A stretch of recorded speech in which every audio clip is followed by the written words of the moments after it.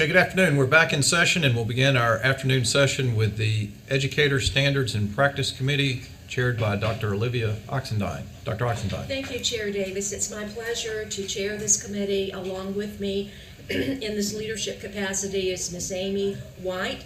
The first item is a new business item, and it's a presentation that we always look forward to. It is the report that comes our way about every 2 years, the North Carolina Teacher Working Conditions Survey. It is that one large amount of data that our school systems use in a variety of ways. The school improvement teams build on it, leverage the data to write their school improvement plans. I am sure the MTSS groups probably rely on the data. I could go on and on about the various entities within our public schools, our districts and our schools that depend and look forward to this data to drive so many decisions about the achievement and the education of our students in our public schools.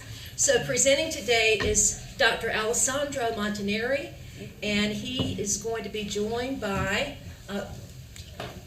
Hi, I'm Stephanie Benedict from the Academic Development Institute. Thank you very much. And so I will turn it over to Dr. Montanari. He can begin the presentation. You're in for a treat. It is a survey unique to its kind because it has generated a lot of enthusiasm, a lot of interest, and just a lot of positive things around data on our school, on our teachers, and the conditions in which the teachers work and our students attend school. Perfect, excellent. Good afternoon, Chairman Davis, State Superintendent Truitt, board members, board advisors. I'm Alessandro Montanari. I'm the Assistant Director for the Division of District and Regional Support. The North Carolina Teacher Working Conditions Survey is one of those things that falls under my supervision. And we're excited to have this data in front of you today. This is the first of 2 state board presentations on the North Carolina Teacher Working Conditions Survey. The follow-up, deeper data dive happens in October when we have all the data of the schools. This is a total team effort. I can't say that enough. We are very, very thankful for all the regional education facilitators that help with the survey. And that goes for Amy, Monica, Carol, Tina, Laura, Jenna, Rhonda, and Jeffrey. If it wasn't for them, we could not have the success that we've had with the survey. As you all know, the survey happens every 2 years. Survey is completed by all teachers in all our schools, almost 2,700 schools participating in the survey. It is part of our North Carolina continuing budget, separate budget from DPI. And we've been doing the survey since 2002. We were the first state to do one of these surveys across the country. Now 16 other states follow and use our questions, actually. And we are very, very fortunate to work with an amazing 24-member advisory that helps us draft the survey and roll out the survey like we do every 2 years. There were a lot of firsts with the 2022 survey. We have a new vendor that has partnered with us with the survey, and it's been a magnificent partnership so far with Academic Development Institute. Ms. Benedict and her team will come in October to do the deeper dive into the data. We did have a new website that went up, and then with the collaboration with Dr. Marr and Dr. Korn, we also added questions that dealt with the pandemic to the survey. So we had 4 questions on that, and we'll show you the results on all those questions today. New resources were created. We always get asked, now what, after the survey results come out? So we worked hard in producing some resources to help school improvement teams with their continuous improvement processes. One of the big things that we did was we developed a data protocol that schools and school improvement teams can download from the resources of the website, which is shown to you on the next page. And you also have a PDF of that online and in your folders. And at the same time, we added a crosswalk to NC STAR that shows the connections between the effective practices the schools are working on and the survey questions. Just as you all know, NC STAR is a platform that's used by over 2,600 schools in North Carolina to do school improvement planning. And we now, in that system, have crosswalks not only to this survey, but we have crosswalks to MTSS, we have crosswalks to digital learning, crosswalks to NCSEL, and now to the North Carolina Teacher Working Condition constructs. We hope that all of this helps our schools, our teachers, our school improvement teams, and our leaders form decisions as they're creating their plans, whether it be at school level or at district level. In terms of the rollout of the survey, as you see with this graphic, the new website went up on January 5th. We were here with you presenting that new website. And then little by little, we had an amazing social media campaign that got developed. We have an excellent video by State Superintendent Truitt. We had videos created by Julie Pittman, Freebird, Tabari. Definitely built the excitement to get your voices heard. And that was clearly evident when you start seeing the results of the survey in the next couple of slides. As we do with every edition of the survey, we do compile an infographic of 2 pages, back and forth. And this is what's distributed out to stakeholders that want to know more about the survey results in North Carolina. We will go over this data together in the next couple of slides. I will try to pinpoint any highlights that Ms. Benedict and myself saw. So one of the first pieces of excitement, and we could not do this without all the incredible reps that work at each one of these 2,700 schools across North Carolina that help us with the survey, but we had a new record. Teachers definitely wanted to get their voice heard. 112,000 educators in North Carolina responded to the survey. That's more than ever before. We put the data for you there of the past 3 editions of the survey. Almost 92% responded to the survey. If any of you have ever worked in research or in surveys, you know that that's an incredible number. And it definitely shows that our teachers, our principals, our educators throughout the state really want to help us make decisions. And the records were all over the place. We had high turnout day 1, 22 participation on only the first day, and already after 1 week of the survey being out there during the month of March, we had 51% of the educators across the state respond to it, leading us to that almost 92% at the end. In total, 2,690 schools will be receiving data. Actually, the data goes live right now. Online. They can click on their school and see their data as this presentation finishes. Only 53 schools across the state of North Carolina will not be receiving data because they did not meet that minimum threshold of 40% participation. But those, again, are incredible numbers. And we saw increase in participation in all categories, from principals to assistant principals to teachers to other education professionals in schools. We had more people participate than ever before in every role. Just shows you another graphic that represents the 112,000. And then just a comparison of our workforce, so you can see who took the survey. As you can see, just looking at the graph and the data, around 58% of those that responded have over 20 years of experience. We do have a workforce with a lot of experience out there in our schools, and you can see the numbers in the data. Now, one of the things that we have done for you in this presentation is because of the fact that 2020 data was impacted by the pandemic, right? That survey, March 14th of 2020, we closed all schools and sent students home.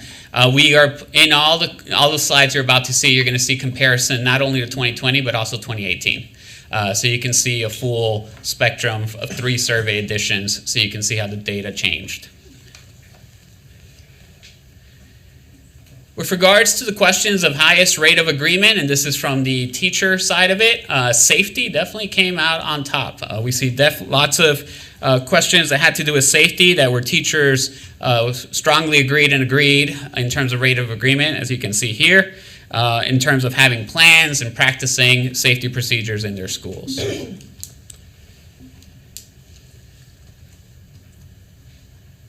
We definitely saw It's some of the interesting points here. You see the 92% on the second row there. Teachers provide parents, guardians with useful information about student learning. We saw that a lot of the questions that had to do with digital learning or sending information home definitely had an increase with everything that we've experienced the past 2 years. And then the other one that brought our attention here was the one on teacher leadership there. Teachers are encouraged to participate in school leadership roles, 90%. We see more and more advanced teaching roles being implemented in schools and districts across North Carolina. In terms of lowest rate of agreement, the first two are common. That happens every survey.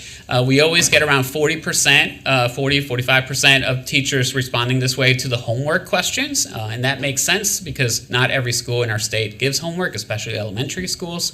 The time is definitely the biggest concern there.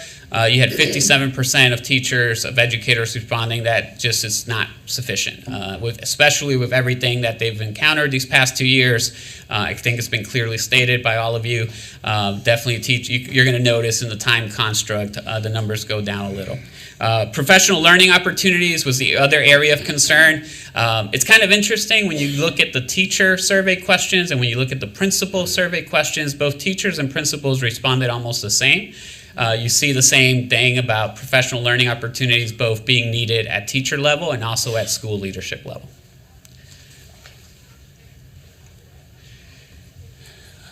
One of the biggest eye-opening pieces of the survey is the need for social-emotional learning.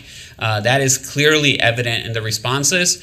We see that clearly as well in all the questions that had to do with bullying or physical conflicts among students, cyberbullying, and we see that also from the principal perspective as well, and you'll see that on the later slides.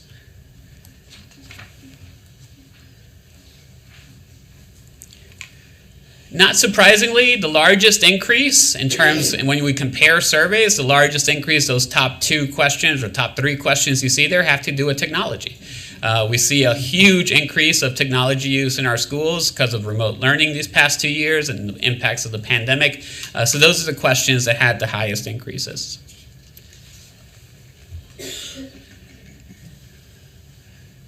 In terms of decreases, we found that all the school leadership questions had large decreases. Same thing happened when principals were asked about district leadership. We feel that this has been a tough 2 years for our educators across North Carolina, and it's been hard for a number of reasons, and we clearly saw this in the responses in the survey.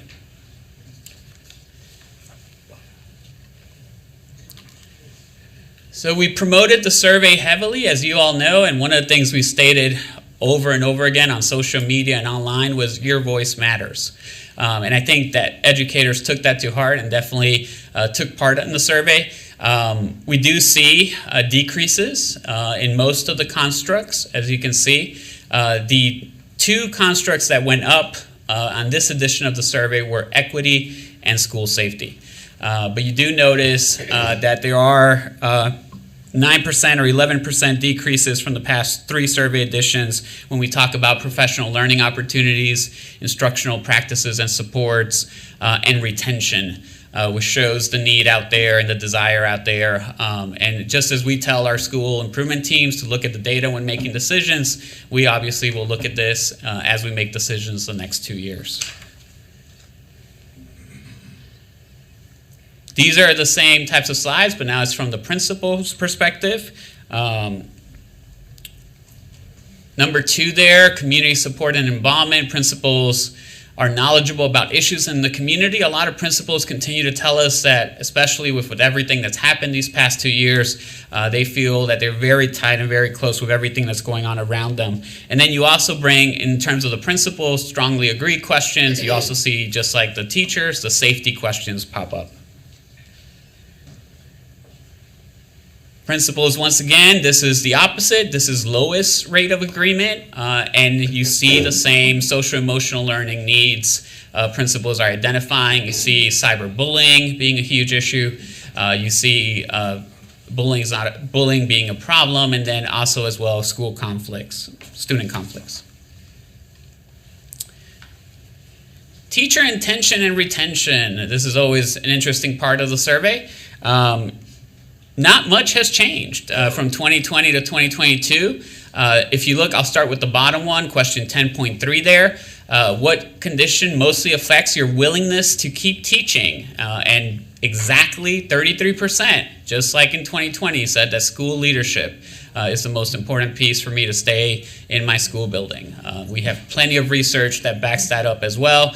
As you can see in the top question, 10.1, the biggest noticeable number there change is leaving education early went from 4% to 7%.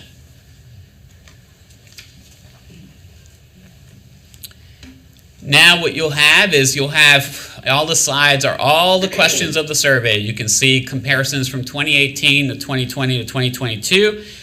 In this one, these are the time questions. We talked about how teachers and educators across the state talked about the need for more time, especially with everything that they've been doing the past 2 years, not only extra duties that have been assigned these past 2 years, but extra reporting and extra things that they do every single day because of what's been going on the past 2 years in our schools. In the facilities and resources questions, you will notice what we talked about. Definitely technology and resources and digital learning have gone up. And that is pretty much connected to the amount of remote learning that we did the past 2 years. Something interesting here in the community support, Vice Chairman Duncan, in his earlier words today, talked about educators deserve our support and our gratitude for everything that they've been doing. And we do notice the need for that. If you look at the last question there, the last two questions, community members support teachers contributing to their success with students. Community we serve is supportive of the school. You do notice the decreases on both of those. And definitely, they need us. They need us to support them. They need us to thank them for everything they do every single day. We talked about the importance of social-emotional learning and social-emotional supports. This is clearly evident not only in the managing student conduct questions, but in the safety questions that you'll see in the next couple of slides.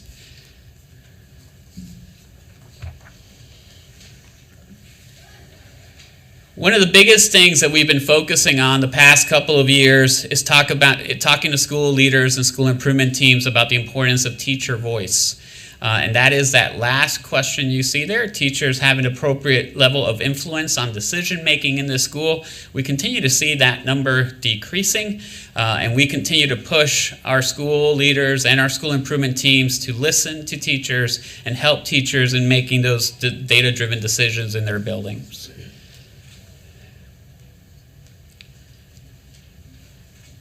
School leadership questions, you can see them all there. Not a lot of change in those. And then in the next slide, you do see the professional learning opportunities. Definitely we see the need and the request for professional learning, and not only professional development, but differentiated, so that teachers do have choices, because we do have educators at all levels in our schools and districts.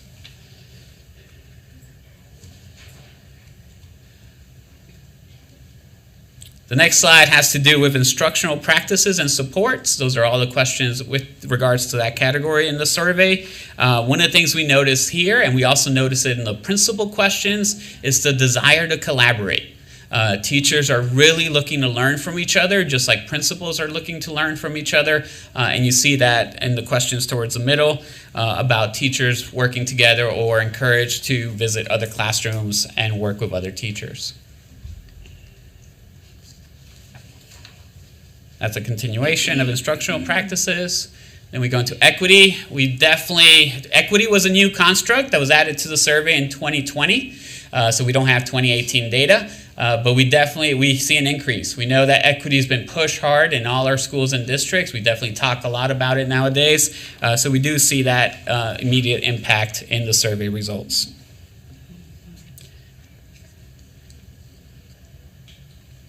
And the bottom two questions there have to do with bullying, which is what we talked about, and the need and other categories in school safety are represented here.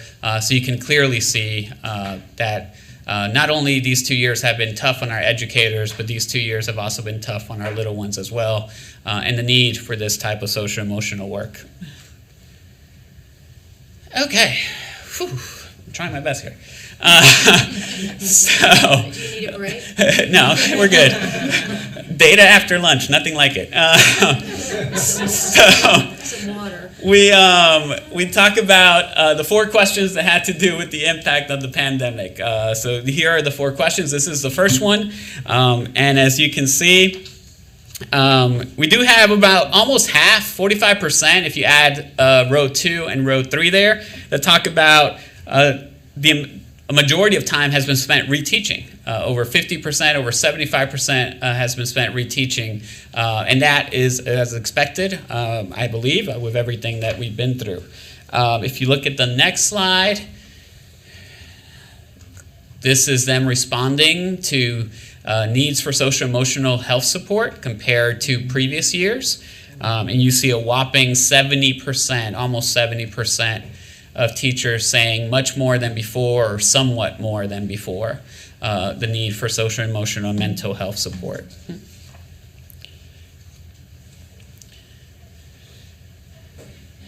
This question asked, compared to previous years,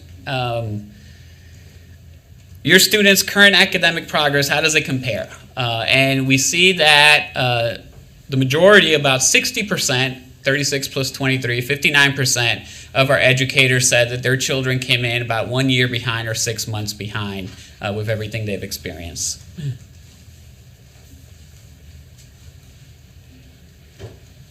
And then the last question that dealt with the pandemic had to do with select the top 5 issues. So they had a list and they had to select the top 5 issues of most concern this school year. Disparities in student learning, which matches what we just read in the previous questions, was number 1. School staffing shortages, right? That's number 2. Assessing students' performances and needs. That social emotional support came 4. And then number 5, obviously, the health and safety of not only teachers but adults. So those were the top 5 responses. The next 5 or 6 slides are the same questions, but the principals responded to them. Just summarizing it for you all, they talked about more collaboration, more professional learning needs, more being involved in decision making, and then those safety issues that we have brought up already, the increases in bullying, discipline issues in schools, and trying to help manage student conduct. So I'm just going to go ahead and go through those slides.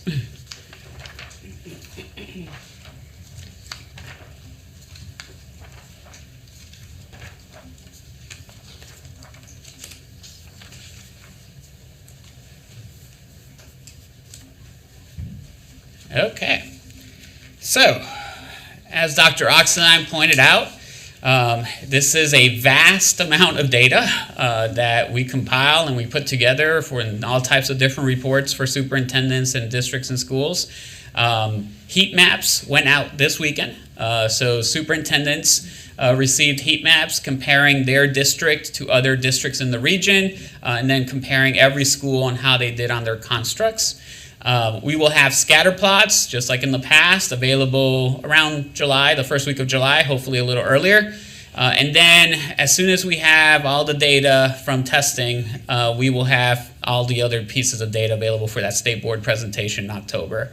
So we'll have the beginning new teacher data, the beginning new comparisons to veteran, the stayers, movers, leavers report, and then low performing, non-low performing, charter schools, all that stuff comes in October. And the most exciting part of this work are the prizes. So a big, big thank you to all our sponsors and our partners. And believe it or not, we actually have more people that are excited about sponsoring in 2024. So we've received calls to sponsor the survey in 2024. So we are very, very thankful for NCBCE, NCAE, NCSA, NCPAPA, PNC, and Bojangles for help in the prizes this year. You're going to see some great happy pictures in the next couple of slides. So big congratulations to CS Brown High, who won $1,500 for being the fastest school to complete the survey. And then we had several drawings for day 1, 100% participation. We had Estes Elementary in Buncombe. We had Liberty Middle in Burke. And Bertie Early College in Bertie County Schools. And then Dr. Smallwood is smiling in 2 pictures because his district was the fastest district to reach 100%. All schools getting 100%, and they got $1,500. Did he give out gift cards? We also had every week, as more and more schools reached 100%, we would do drawings every single week. So big congratulations to Neuse River Middle for week 1. William Lenore Middle for week 2. Eastleigh Elementary for week 3. And Maiden Elementary for week 4. And believe it or not, the prize that gets everyone nervous is this one, in the nick of time drawing. And this was won this year by Enloe High School. So Enloe High School reached 100% on the last day and won itself $500 for Bojangles. We also had NCAE donate 2 professional development days. So Salem Elementary will be receiving a professional development from NCAE, and Wiley, Enrichment, and Guilford will also receive one as well. And again, we could not do this without the representatives in each of our schools. All 2,700 plus schools in North Carolina have someone responsible for the survey. And we also give out prizes for them. There were 4 winners this year, so big applause for Teresa Cameron in South Harnett Elementary, Ian Hurley in Eckerd Juvenile Education, Nicole Frazier at Southeastern Stokes Middle, and then last but not least, Elizabeth Apostolopoulos in North Buncombe Elementary. Big thank you, and now questions. Very, very good. Well, you know, one thing, I took a note just so early in your presentation, I've taken this note. You had the question, what next? I think you have really begun to answer that question as a result of this presentation. And I will say, you know, cheers to B.F. Skinner. Extrinsic rewards do work. How about questions from my colleagues? Ms. White. Amazing data, so thank you for your hard work, and I realize you are the data collectors. I am most interested in the repetition in the words collaboration amongst principals and teachers, and I want to know if we are using these data in themes to develop common collaborative strategies that could be easily deployed if a principal is looking at his or her data and it's X, and if X is shown, then here are things that schools all across our state who have faced that similar situation that have been actionable and have been effective. That's question number 1. Question number 2 is, an enormous amount of work is invested in getting the teachers to participate in the survey. And we have this survey as it's presented to us here. But I would suggest to you that teachers respond because they want their voices to be heard. And so we should put equally the amount of effort into developing a campaign that says your voice matters. And when it's heard by this body or a body at the district level or even by their own principal, that we should be incredibly intentional about replaying back to those teachers. We asked you, you told us, we heard you, and we acted. And so if we can incorporate those themes, it will make this climate survey be even more effective and substantial in how we make the school climate in each and every school across our state the best place to work. I agree to both questions. State Superintendent True, you want to answer the first one? Well, what I would say is that throughout this process, I heard from a lot of teachers that they were excited to fill out the survey, but they kind of had this so what attitude. Now that, you know, I'm going to do this survey, and then nothing's going to happen. It's the same thing every year. And so I love your idea about perhaps the department providing some information to districts about what to do regarding the data that's specific to their district. But I have to say that at the same time, the onus is on district leadership to say, these are our data, and our data might look different from another district's data, so now we're going to address this. It's the onus is truly on district leadership and site level leadership to do something with this data, and to do exactly what you said, Ms. White, which is to show teachers that their voice has been heard. Yeah. Very good points. Other thoughts on this? I know a couple of years ago, maybe longer back than that, Dr. Martin brought a group, maybe not a group, but I know at least one superintendent from the region, the Sandhills region, who did a presentation to this board in terms of how, his name escapes me, Dr. Grimacy. Moore County, yeah. Yes, Moore County. How he, as the leader, the superintendent of the system, how he uses the data to sit down with his principals and talk about their performance and their future plans and their strategic goals and so on and so forth. So I thought, hey, he's on to something here. And this is exactly a good exemplar of what because I agree, Superintendent Truitt and Ms. White, look, this is a lot of time and a lot of other resources. And then I'm going to open it up to my other colleagues. The thought that came to me that I've got to get off my head right now is maybe if you could have some workshops around the state and regions to say, here are some tools, look what we've added new. Can you think about using this with your school improvement teams, with your parent involvement committee, so on and so forth. So getting it from here today out there, I suppose, is the point. Yeah, we can definitely take that into consideration, especially with our school improvement team folks at the department, going out there and using that data protocol to figure out how to use this properly in our school improvement planning process. Yeah, we can definitely do that. Other questions, Superintendent Truitt, of So course. I have a question on slide 17 and on other slides too. When this says lowest rate of agreement for 2022, and then it has the question, the second to last question there, it's not a question or a statement, it just says physical conflicts among students. Should we interpret that as that the question was something like agree to what percentage, this shows what percentage of teachers agree that physical conflicts among students are what? Yeah, that was my fault for putting that on there. Can you go to the slide before that? I'm not sure if it's before or after this one. There is actually context for that, and I can find out what that is. And Okay. We'll get that back for to you. Yeah. So the reason I ask is because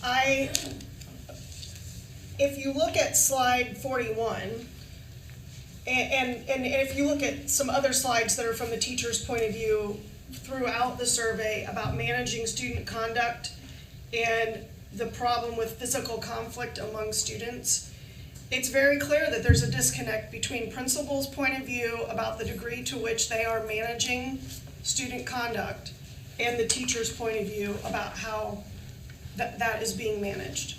And that concerns me greatly. When I was a turnaround coach and we would do a needs assessment, we often saw that while 96% of students may say, I support all students equally, when you ask the student the same question, it's a very different picture.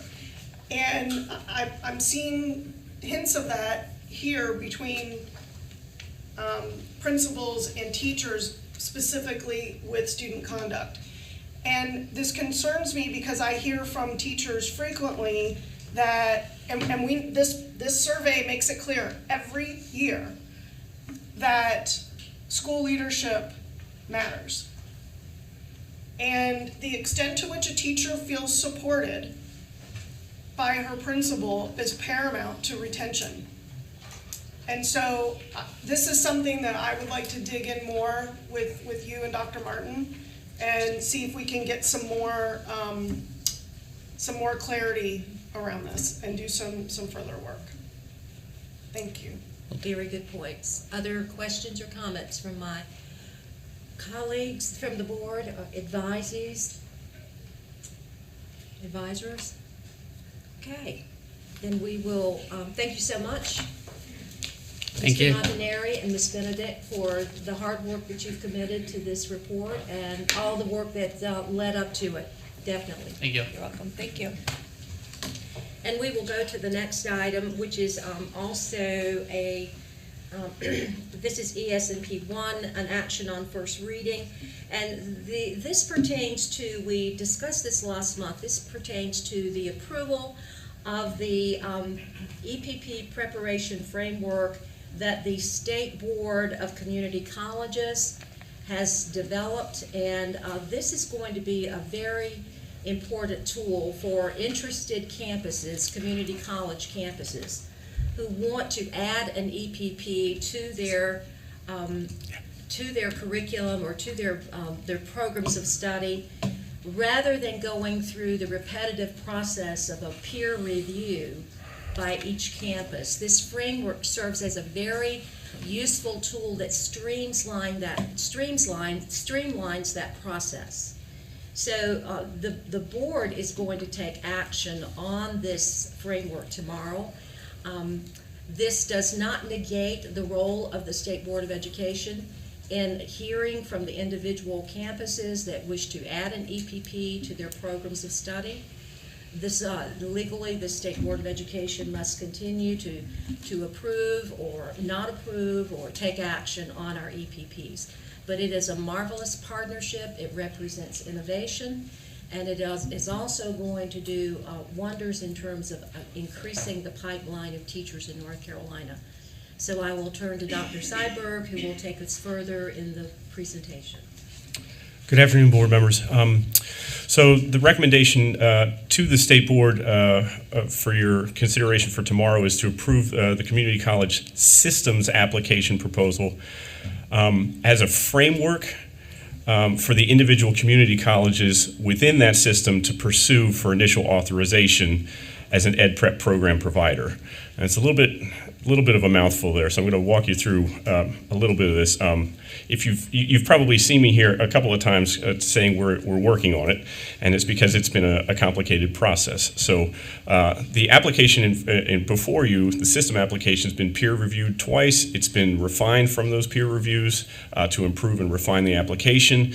And in that proposal, the community colleges are going to have to implement standardized content and student learning outcomes and key assessments in accordance with North Carolina law and policy. They're going to have to submit annual program reporting data as required of any authorized EPP. They're going to have to submit required program student documentation and assessments, and they're going to have to provide coaching support throughout the program duration to meet policy requirements as well. So just a little bit of context to help you understand the complexity of this. There are a series of legislative rules, procedures, and laws that govern how the community college system operates. And the approval of this framework essentially is what's needed to allow and enable the community college system then to turn towards their individual community colleges to operate under this framework. That's essentially what we're trying to do today.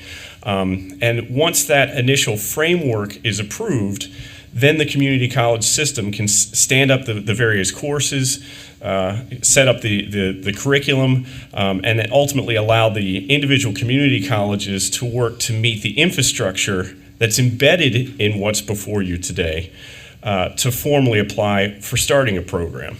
And the procedure for them to do that, for an individual community college to do that process is actually laid out in page 49 of the application if you want to look at it in great detail. But the point is that there's this infrastructure around how the community college operates. And for them to actually have a starting point, they need this framework to move forward. Now, simultaneously, while that's going on, there are some rules around the way law is currently written that the State Board of Education still requires the approval of any individual community college seeking to become an initially authorized educator preparation program. So again, what you're seeing in front of you is the system. and not the individual colleges. So the way this process is going to work is with your approval of the system framework, then the community college system will work towards achieving what is required for them to apply. And once they've met those individual community college requirements from within the community college system, then a formal request to initially authorize that particular community college will come before the board in the future for your approval. The point at which an individual community college is formally approved for initial authorization to function as an ed prep program, they are then held to the same accountability, reporting, and sanctions as any other ed prep program. DPI will work with the community college system office as well as designated program leads at each individual community college to annually monitor program outcomes. And those data will be made publicly available on the DPI website at the individual community college program level, as well as taking a look at it in aggregate across the community college system at large. So that's what's before you today. Thank you very much. Do I hear questions from my colleagues? Questions from the advisors? That was very clear. I think it lays out exactly the expectations of the Department of Community Colleges, the role, the input of the individual campuses that choose to become or add on an EPP, and certainly retains the authority and the legal responsibility of the State Board of Education with respect to the initial approval of our EPPs, as well as the required reports that come our way from our EPPs, usually around, I would say, in the summertime or in the fall. Yeah. So if there are no other questions, Board, we will act on this tomorrow. Thank you very much, Dr. Seibert. And we will move on to the next item. The next item is also an action on first read, and this will be handled this afternoon in our closed session. It is one recommendation that was brought before the Extenuating Circumstances Committee, and for an additional time to complete requirements toward licensure, so that will come later today. And the next item is our ES&P. It's a 3, which is an action item.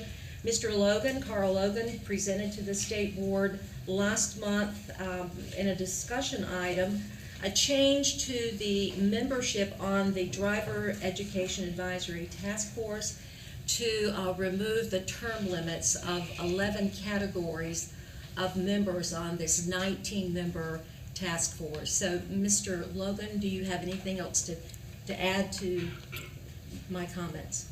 We've had no changes or feedback or requests from the board. Thank you very much. Any questions from my colleagues? If not, thank you so much for coming this way, and we will act on this item tomorrow. The next item is ES&P 3. ES&P 3 comes under the category of discussion items. We have 2 discussion items, ES&P 5. ES&P 4 is policy amendments to licensure exams and the clarification on exceptions around the EdTPA and the PPAT, and this Dr. Kim Evans is going to walk us through the details. Good afternoon, everyone. Good afternoon. Good afternoon. Good afternoon.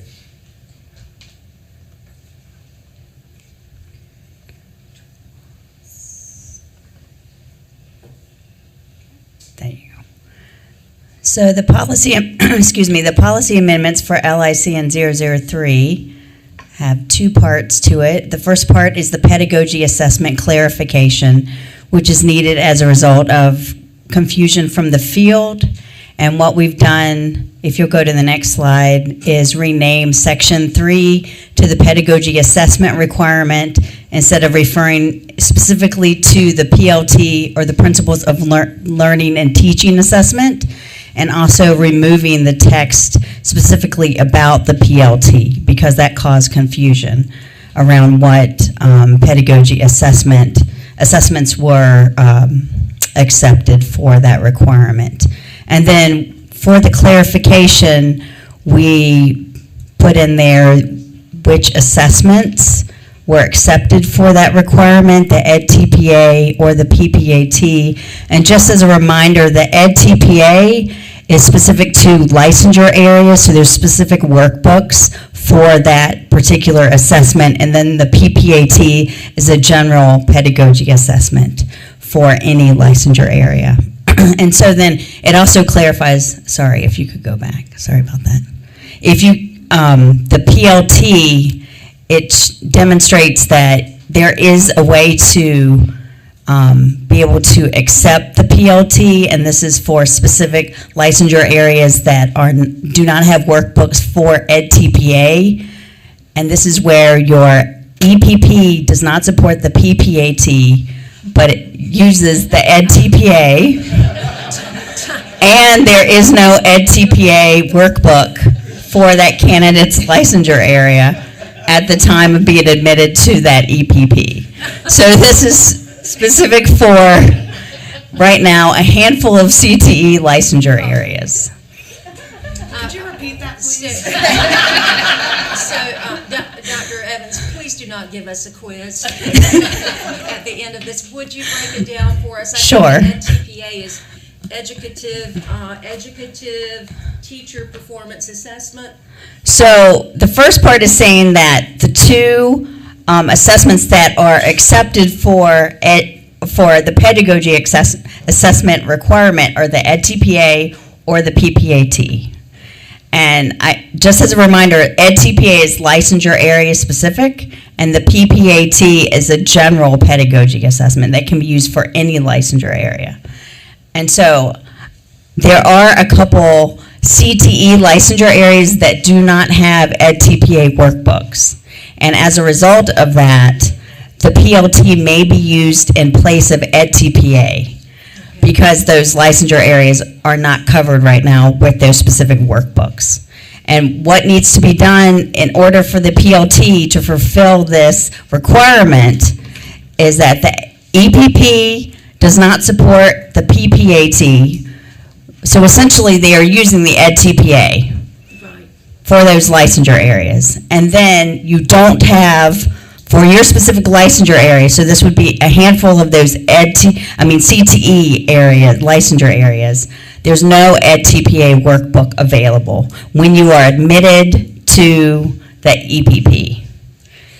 Was the confusion largely among this career technical education educators? No, not necessarily, but there was questions around when the PLT could be used. I see. So we had to make it very specific as to when it was available to be used. And it's only if the Ed TPA is being used by your EPP, and then there is no Ed TPA workbook for those licensure areas when you are admitted to the EPP. Very good, and I think you have a partner behind you. I just want to, there's a critical piece here that I think that needs to be explained. EPPs build their curricula around this pedagogy assessment. So it's not as easy as saying, just take the PPAT if you're going to if you're going to NC State, they support the Ed TPA. Their entire curriculum is built around this assessment, as opposed to Meredith College that uses the PPAT. So it's not as easy as saying somebody who doesn't have, if we don't have an Ed TPA, just have them go take the PPAT. And I think that's the piece that's really important here, is that these programs are built around these different pedagogy assessments. And so we have to provide this opportunity where the Ed TPA has not yet been developed and a student is enrolled in an EPP that supports that Ed TPA, it supports the Ed TPA. We must provide an opportunity for them to demonstrate their competency in pedagogy in order to be licensed. And that's what the PLT is serving. And what we do need you to understand is this policy is constructed so that as those Ed TPA workbooks are developed by the vendor, they will become the assessment of record, and the PLT will no longer be available to those folks who are in those subject areas. Are there additional questions? Do you need anything else explained, or any comments? it's good to have the clarification out there, because I can imagine, I mean, just listening to it my second time, I had to pause and think exactly when and when not the PLT can be administered. So Sure. this is very useful. Thank you so much, and this will come back to us board members next month for action. So the second part of the, it's okay. The second part of the amendment are vendor updates for 4 of the Praxis content licensure exams. And so that's the biology, the earth science, the comprehensive science, and the school psychology test. And I just wanted to note that these tests that have been updated, the updated test is a separate test, and that it's in so the cut score is specific to that test, and so a change in any of the cut scores does not take away from the difficulty of the test, the rigor of the test, and it has to do with the number of items for that particular test. So just as an overview for the Praxis biology test, 5235, that updated test code is 5236, and the cut score is 154 for that test, and it's effective beginning September 2022. And the current test, all of these current tests will stay effective until August 31st, 2023. And quickly, the Praxis Earth Science test, the new test code is 5572, and the cut score for that updated test is 154, and it is also effective beginning September 2022. And the comprehensive science test, the new test code is 5436 with a cut score of 141 and effective also September 2022. And then the last test is the school psychology test, updated test code 5403. The cut score is 155, and it's also effective beginning September 2022.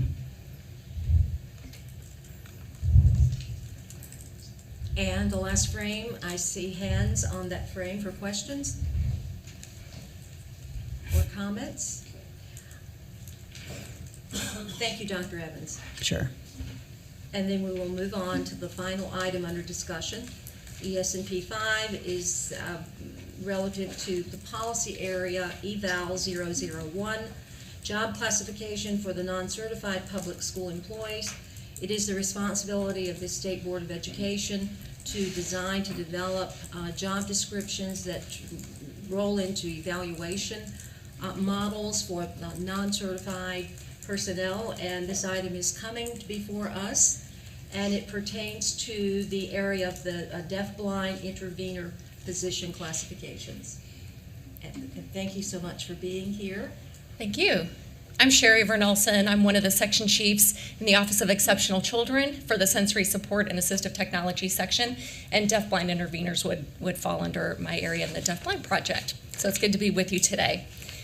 And June is typically Deaf-Blind Awareness Month, so it's sort of fitting on this June 1 that I'm here before you today for this.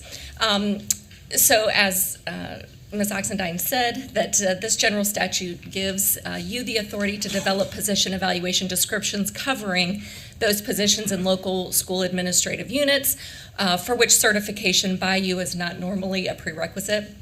And so the purpose of this class specification for non-certified public school employees is to assist the local education agencies with the tools and skills to develop and manage a comprehensive, equitable personnel management system.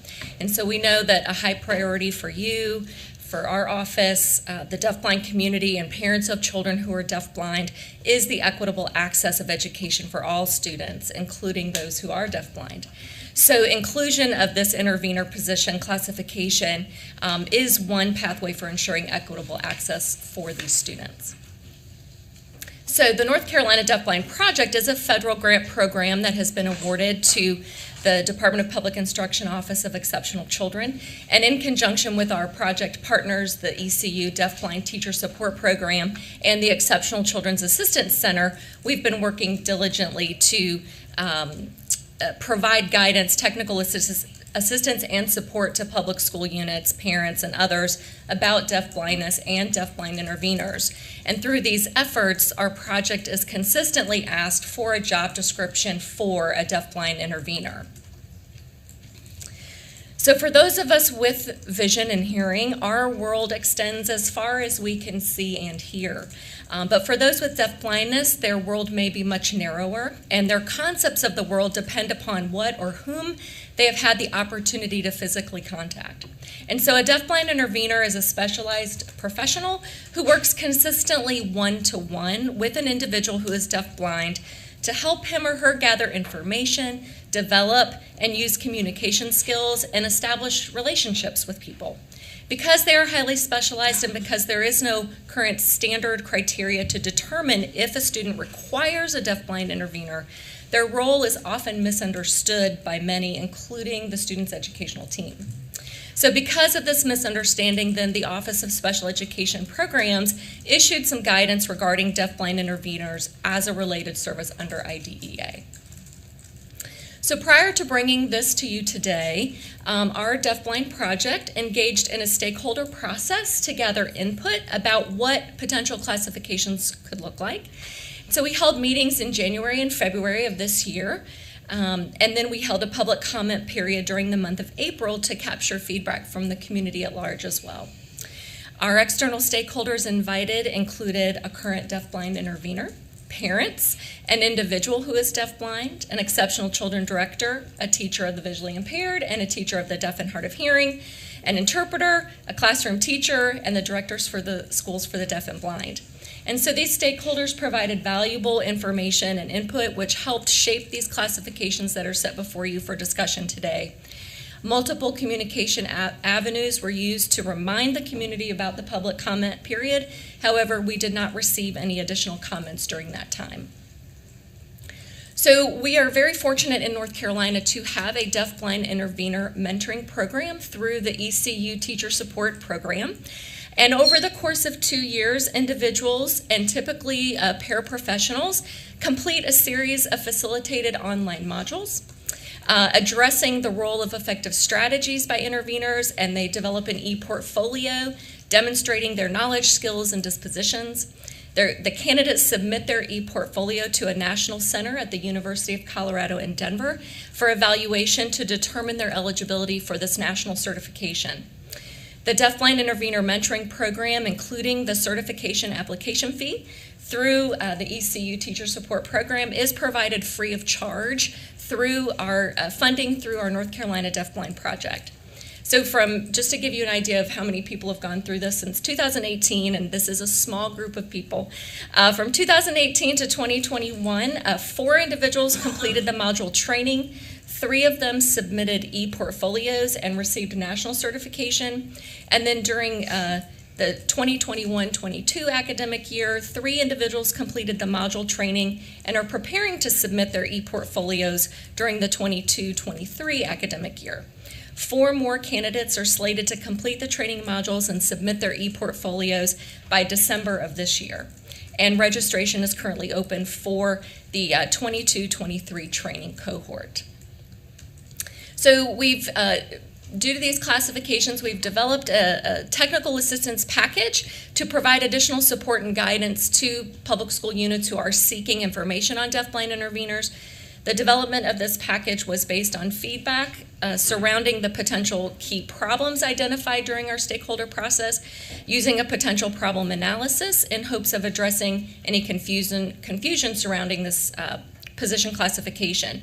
And then topics in the technical assistance package support those areas that you see here. So the proposed classifications follow the same format as all other classifications in the manual, including the nature of work, the illustrative examples of work, the knowledge, skills, and abilities, and the suggested training and experience. The primary difference in these 2 classifications are found in the suggested salary grade, the knowledge, skills, and abilities, and the suggested training and experience sections. So essentially, the Deafblind Intervener 1 is an entry-level type classification, and then the Deafblind Intervener 2 suggests more knowledge, skills, abilities, as well as holding a national certification, which can be obtained again through the ECU mentoring program for deafblind interveners. So thank you so much for your time and attention today. We and our stakeholders believe that having this position classification for deafblind interveners is a step towards greater understanding of the profession, as well as providing equitable access for students with deafblindness. Thank you. Thank you, Ms. Vernelson. This was a marvelous presentation. I learned a lot myself, the work that has gone into the thought processes and the bringing in the stakeholders and the technical assistance packets that will help the LEAs. It's just good work. Thank you. And I'll turn it over to my board members. Superintendent Truitt has her hand up for a question or comment. Well, thank you to you both for this work. I just wanted to share how I have become more aware of what this classification means for both adults and students, because last week I had the opportunity and the honor to speak at the Eastern North Carolina School for the Deaf's graduation. I was accompanied by Dr. Jordan, and it was my first visit to the campus. And what was so interesting to me was that when I walked into the lobby, which was full of people, it was very silent. And whenever anyone is speaking to a hearing person, they are signing at the same time, so that even those who are around you who are deaf can know what is being said. And as we sat through the ceremony was also largely silent. And so if we can remember for a minute that not all deaf children go to a school of the deaf, and these children deserve to have someone at their side who is ensuring that they have the same access that everyone else does to what is happening around them, just as those children at the School for the Deaf did. Thank you. Thank you. Thank you for sharing. Any other comments before we close out the ESMP? I will say, aren't we lucky to have ECU and the program that they offer, the mentoring and the Yes. certification program? Yes. Would you anticipate in the years ahead, Ms. Vernelson, would you anticipate a greater interest in the program? We certainly hope so. As we get more information out there and let people know that this is something they can do free of charge through our project funding that we have, and hopefully our project funding will continue. We're getting ready to start the last year of our grant cycle, so we'll be submitting for another 5 years. So we certainly hope so. Oh, wonderful. And Ms. Thomas, thank you so much for all the hard work. And that concludes ESMP for June. Thank you, Dr. Oxendine. We'll now move to our final committee meeting of the day, the Business Operations Committee, led by Vice Chair Duncan. Vice Chair Duncan. Thank you, Chair Davis. I want to start our report today along with Wendell Hall, who is works with us on the Biz Op Committee, and we have several items for presentation today. The first 5 are actions on first reading. Biz Op 1 is approval of contracts over $500,000. There are 3 of those. Dr. Townsend, our section chief in District Operations Division, has the first of these contracts. And for all of them, I would ask our presenters to, keeping in mind we're a little behind schedule, to be as brief as possible, but also to focus on specific items. Is this required by statute, or is it an item that's for a board or a department initiative? How does the amount compare? What is the amount? What are the previous contracts? What is the difference in amount, if any? What the procurement process is, is it done by bid? Is it done by statutory designation? What is the process?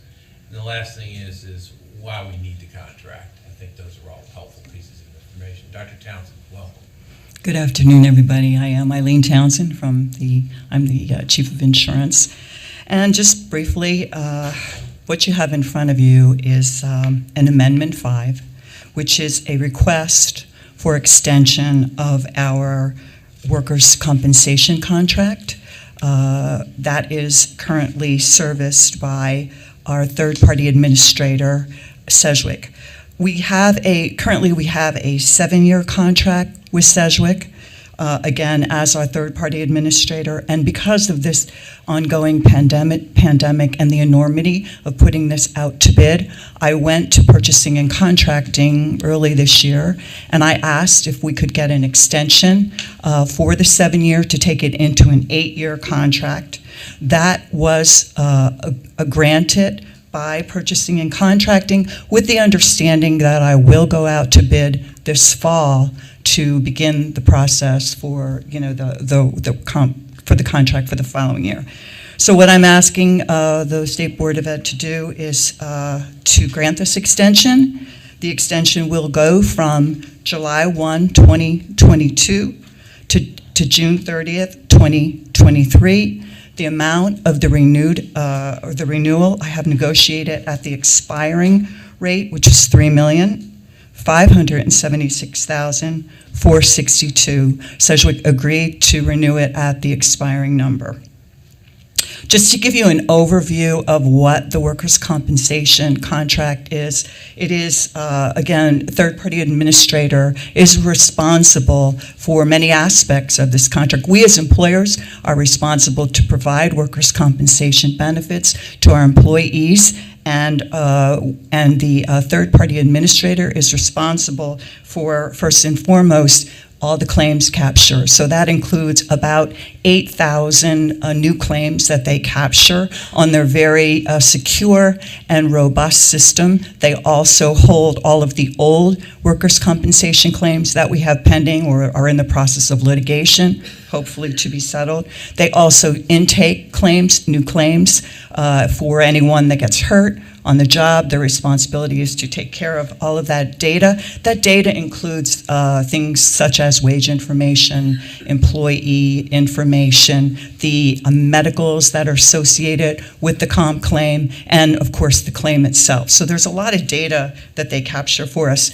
They, Sedgwick, are responsible to work directly with our vendors that we have set up on this contract, and you see that in the information that you have. Some of those services that we contract with are for direct medical care, for pharmacy, for physical therapy, for PT, for transportation and translation, for durable medical goods, for diagnostics. So everything that encompasses the services that we have to provide to an employee when they're injured on the job. They also pay benefits, which is a major part of this, benefits being any medical expenses associated with the claim, as well as any lost time wages that an employee is entitled to. If it's necessary, they will investigate the claim. They work with all of the LEAs across the entire state. They work directly with me and the Attorney General's office for all the litigated claims and any settlement. The employees of Sedgwick encompass about 30. They are claims adjusters and clerical and all insurance professionals that guide the claim from opening to closure. That's pretty much it. If I can ask or answer any questions, I'm happy to. I know you all have insurance questions. Thank you, Dr. Johnson. It's very helpful review of the whole process. Are there any questions on it? All right, not seeing any. Thank you for that report. You bet. Thank you. Our second contract is going to be presented by Christine Maxey Moore, Section Chief in Test Development and Accountability Services. This is on we have a latent entry here, right? Yes, we do, and we apologize for that, but Ms. Moore is not available at this time, so we apologize. Dr. Howard, this is on the metametrics, Lexile, and quantile measures, and I think you know the brief report that information you're going to get. Yes, this contract is one that North Carolina has had in place since the 1990s. It provides a Lexile score for our end of grade assessments and our end of course English 2 assessment, and a quantile score for our EOG as well in NC Math 1 and NC Math 3. Also comes with this contract are professional development and support entities for parents and for teachers, and they're listed at the bottom of this brief more specifically. One that we would highlight is the Find a Book. So you can go into libraries across the state and find books that have a Lexile level on the back cover, so a parent can see how their child performed on the end of grade reading test, and then have a range of a Lexile level for the next best reading material for their students to challenge them and to increase their growth in reading. So that's very brief, but I, of course, will entertain any questions that you may have. One thing to add that I learned, this is not a required contract, but this is a proprietary product of Metametrics, and it is adopted by most of the states in the country for use. And so Yes. it is a measurement or a standard, if you will. It's viewed as a good standard nationally by recognized in so many states. Yes, that is correct. Any other questions or comments on this one? Thank you, Dr. Allen. Okay, thank you. Our final contract is be presented by Trey Michael, our Director of Career and Technical Education. This is the soft choice contract. I think this will be a quick one. Yes, sir. Well, thank you very much. I appreciate you allowing me to be here today, and appreciate you allowing us some grace with the expedition of this. What we did not realize, we typically bring this in July, and what we did not realize was that because of some contractual discussions between Soft Choice, a reseller, Microsoft, and Certiport, if we wanted to have something in place before school started again, we might better go ahead and get moving before June 30th, so I appreciate that. This contract is going to be our 13th renewal. Typically, we do this every year. When we first started doing this, we spent about $1.3 million a year for 400 voucher packs for our local districts so they could test all of the Microsoft products, including Python, Excel, Access, etc. This year and over the past couple of years, what we've realized is that 200 of those packs is really what's most necessary for our students, and that contract price will be $542,000 instead of $1.3 million. What this allows us to do is purchase this at a 30% discount statewide. We also get to pass that discount down to any of our districts who need to purchase additional packs because of high volume. Any questions or comments? Thank you. And thank you to all our procurement department and all the others working on these contracts. As you can see, there's an effort being made to get the maximum value for the dollars that are being spent, and the time's being taken to make sure that happens. It's an important emphasis for our committee and a very important emphasis for the department. We're very appreciative of the work and thoughtfulness that's going into that, because dollars saved here are dollars we can support our children with in other ways. Not that these aren't supportive. BizOp 2, our second item, is an update to federal allotment policy. It's various PRCs. This will be a challenge even for John Kiefer, so I suggest maximum speed will be helpful to your presentation. I will do my best to keep it as short as possible. Thank you, John. Welcome. So the majority of the changes that we provided are just year-end housekeeping kind of changes, technical corrections, and the addition of clarifying language. But we do have several changes that will impact the distribution of funds, so I did want to highlight those a little bit more explicitly. The first is a new PRC for Title I Part D, Neglected and Delinquent Public School Unit Programs. These funds were previously part of the Title I Part A PRC 50 allotment, but we will be accounting for these separately moving forward. We are updating the 21st Century Community Learning Centers PRC 110 policy to allow for carryover of funds during years 1 and 2 of the 3-year grants, as well as requiring reduction of grant awards where federally required attendance and enrollment targets are not met. And then we are removing 3 PRCs for which new allotments will not be made moving forward. The the old Title I School Improvement Grant, the SIG grant program, the Math and Science Partnership Program, and the Project Restart Hurricane Florence Project Serve Hurricane Florence Recovery Program. So those 3 will no longer be included in the allotment policy manual. So that's it. Any questions? That was very well done. One question we had when this came up first was Project Serve. Does that mean if there's another hurricane, there's resources left? The answer is no. Yeah. There's not. These funds are committed from hurricane. Correct, but not yet fully expended. They tend to Project Serve is an ongoing grant program at the federal level, but they do a new iteration for various individual disasters. So if there was another hurricane, there would probably be an opportunity for the state to pursue additional funding from the federal government. We would be pursuing it. Yes, But obviously. it would have a separate PRC. It would be a separate grant, yes. Yeah. All right, any other questions or comments on this item? That was well done. Thank you. Our next item, Biz Item 3, is approval of digital learning initiative grants for the PSUs for the 2022-2023 year. And we have Ms. Lindsay Sipe here to present. Good afternoon, Chair Davis, Welcome. Sorry. Vice Chair Duncan, Superintendent Truitt, and members of the board and colleagues. I'm Jill Dare, I'm the Section Chief with Digital Teaching and Learning. It's my pleasure to bring to you the approval of the 2023 Digital Learning Initiative grants. These grants have been in place for the past 5 years and are meeting the goals to integrate technology into instruction and improve student learning. Data indicates that the Digital Learning Initiative grants have impacted how educators think and design student experiences. 98% of grant awardees state that the grants have helped them make gains towards student success by increasing engagement, participation, academic, employable technology skills. Now it is my pleasure to turn it over to Lindsay Sipe, our Digital Teaching and Learning Southwest Consultant and Grant Manager, who will share more about the PSUs that are recommended for approval of these grants. Thank you. Thank you so much, Jill. Good afternoon, Vice Chair Duncan, Superintendent Truitt, and board members. Today, we're pleased to present the list of public school units that we're recommending to receive Digital Age Learning Initiative grant funding. This year, we had a total of 61 applicants for the 2022-2023 school year, which is a large increase from years previous. We believe this is due in part to Dr. Ashley McBride on our team holding grant webinars, and they were held synonymously with the grant due dates.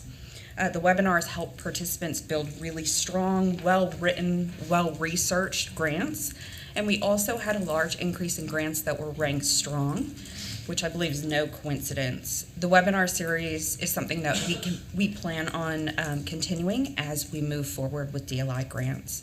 As you may recall, for the 2022-23 school year, we brought you 3 new RFPs for DLI grants. Those were the Emerging Technology Mini Grant, Professional Learning Mini Grant, and the Impact Grant. We're going to dive into the Emerging Technology Mini Grant first.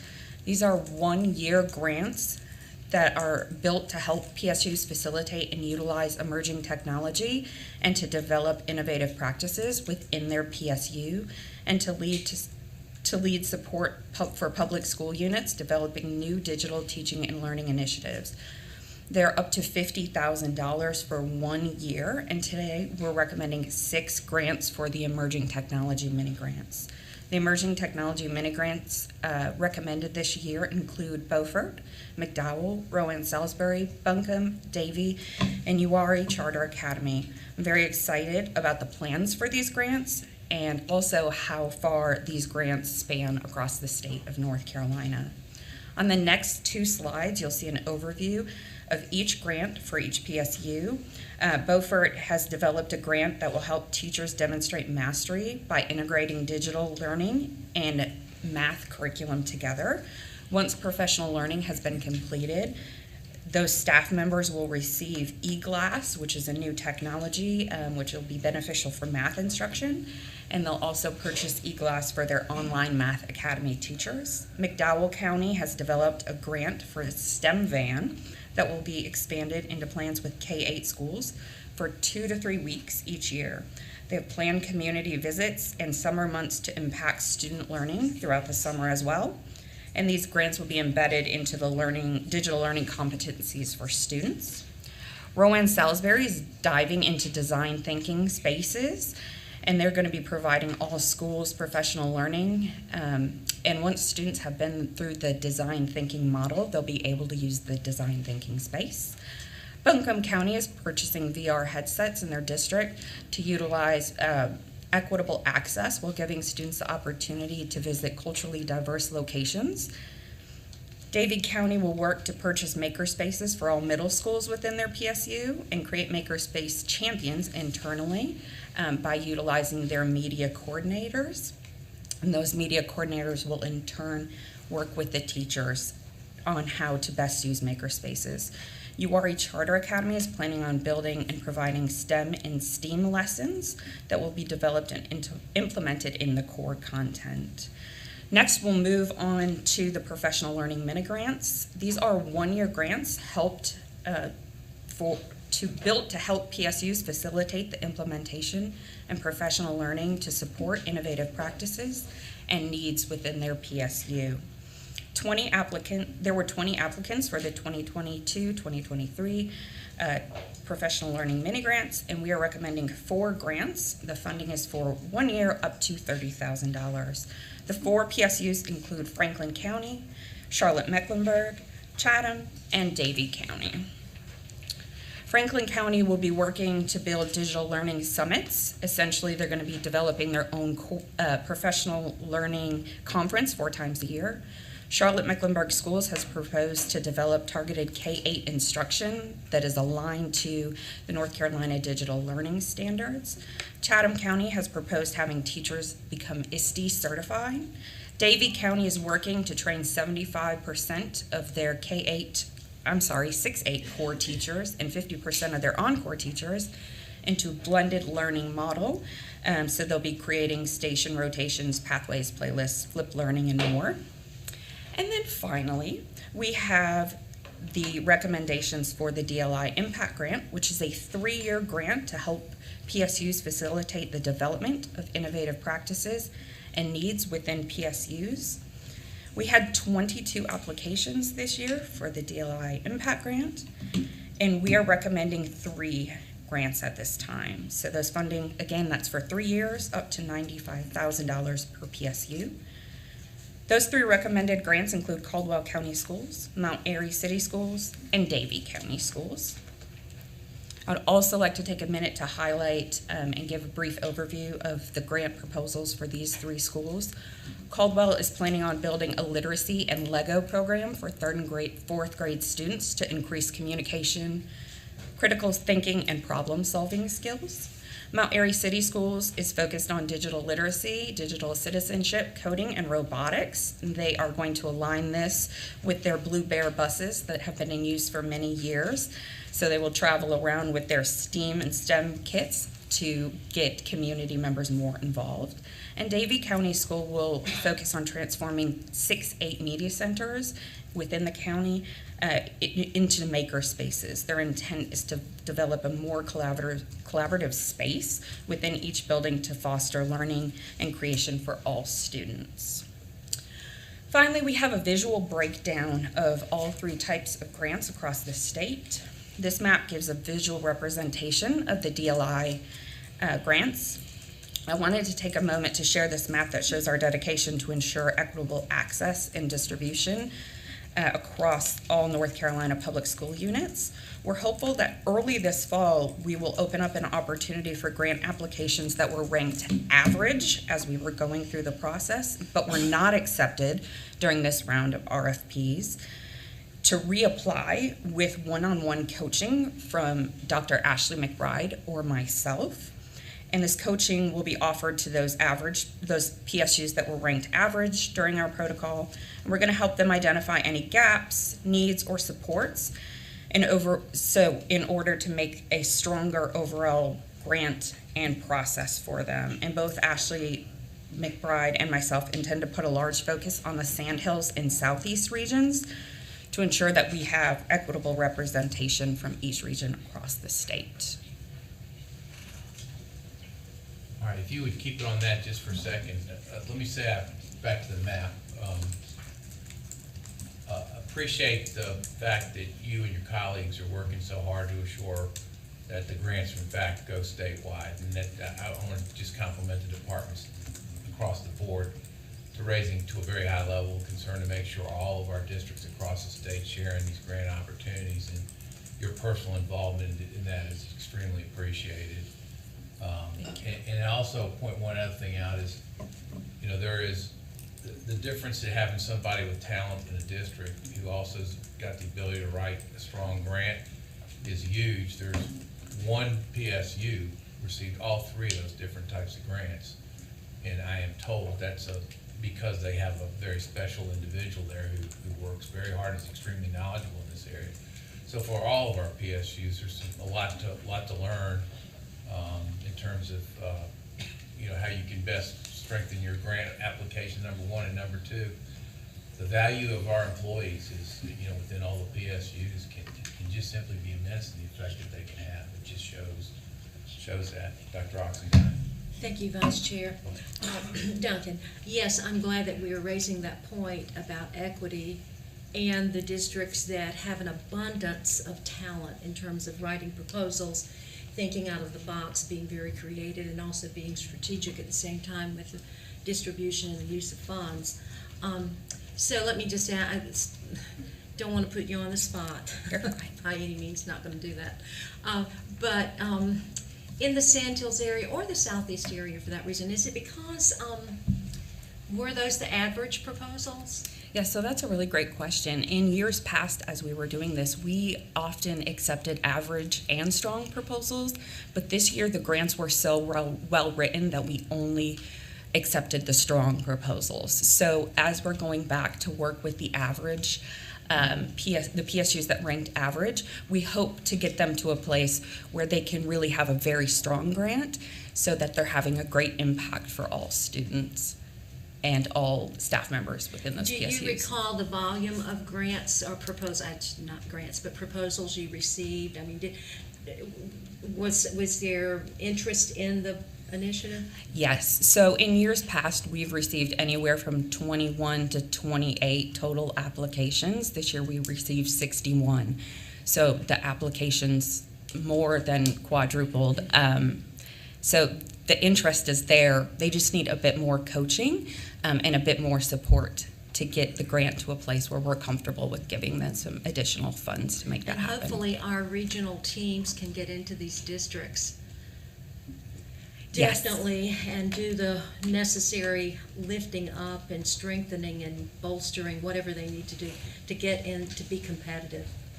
Yes, that's one thing that our team's definitely dedicated to. Thank you. Thank you. Any other questions or comments?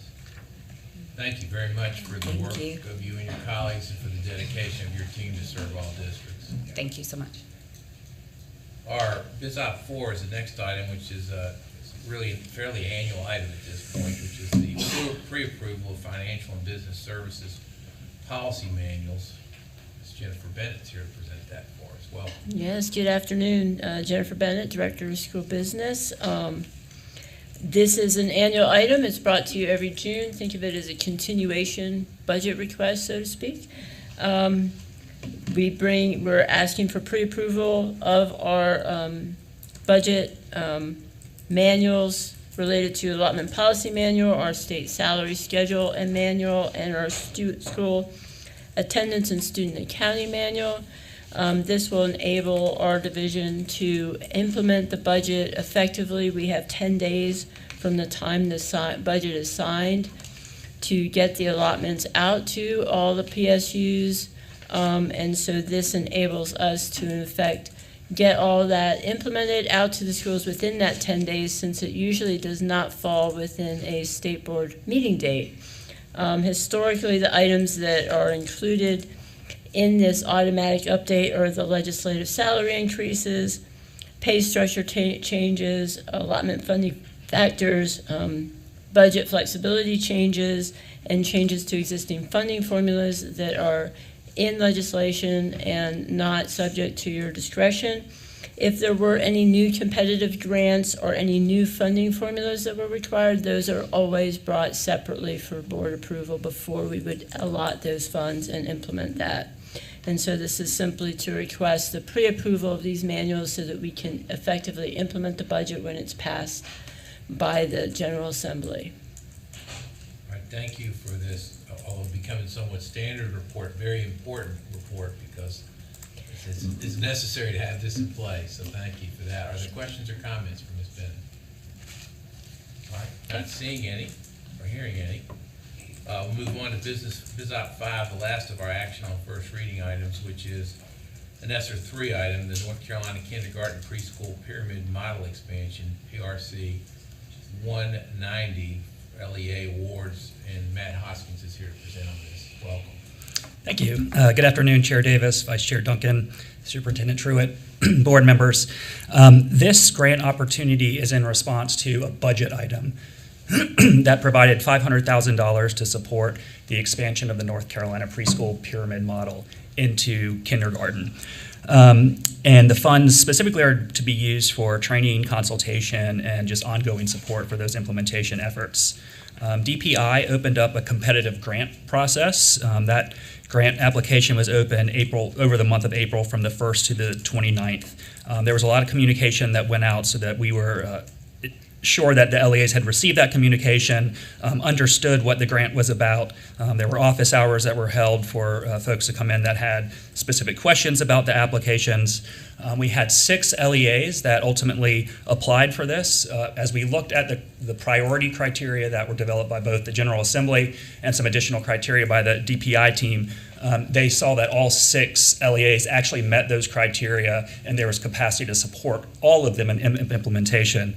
So all 6 of those LEAs were selected, and the recommendation was made to move forward with sending the funds to them for this work. Those LEAs or public school units are Caldwell County, Johnston County, Pitt County, Chatham County, Vance, and Wake. We do realize that a lot of those are in the central region of the state.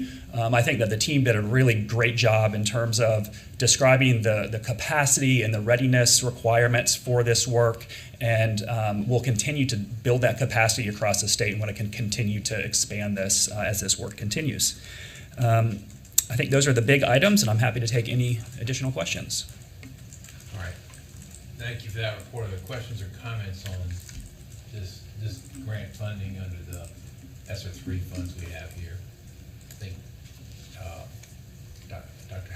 Hoskins has started to address the issue about these grants aren't quite as widely distributed as in some of the other instances, but the effort ongoing is to make sure that happens. It certainly is. Yes. Very good. Other questions or comments? All right. Thank you very much. On this last one, you'd have to note that all 6 applications were accepted, so it was really a matter of getting an application done. So that's certainly something I hope will happen as we go forward, because obviously it's funds that could be well used.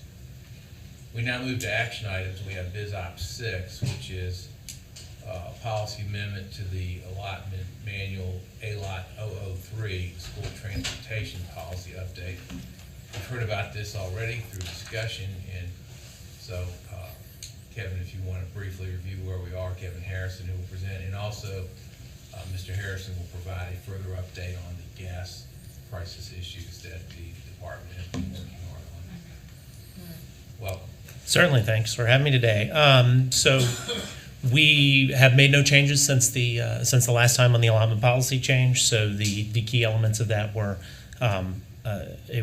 a floor for the school districts to be able to expect for next year for school transportation, as well as reserving some funds to make sure that we can properly provide for those school districts that do have increases in ridership next year.